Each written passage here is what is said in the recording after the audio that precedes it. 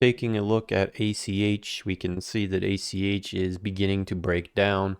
So if we actually take our fib from the high down to the low, we can see that ACH actually got rejected right about at the 618 retracement. You can see that if you actually ignore this wick and you draw it to this close here, you can see that we actually have a triple top formation right at the 618 retracement, which would suggest that as long as ACH is below 5 cents, there's actually no bull run argument at all.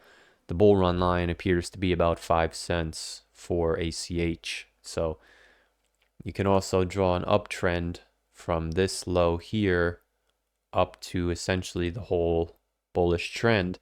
And you can see that it's all the way about down here at about 2 cents or 1.9.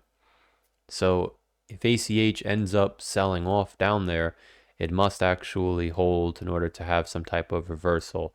Obviously, if ACH breaks down below this 1.8 cents, then you're going to be looking at a retest of the essentially bull run support, which is the 236 retracement.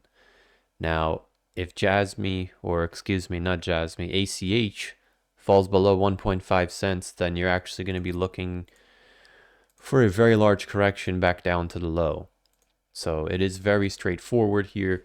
You can see that ACH continues coming back to this trend line, and obviously you have to take into consideration that you did actually briefly make a higher high, which means that if we come down to this trend line and it doesn't hold, the people who bought in up here will be the people that break this trend line and actually send it down. So in my opinion, if ACH does end up coming down to this trend line, it actually must hold to have any chance of a reversal, because if we break this trend line, you're breaking a 2-year uptrend, which after you just made a higher high would actually be confirming that the top is in, and you're going to be looking for a move down to the low here.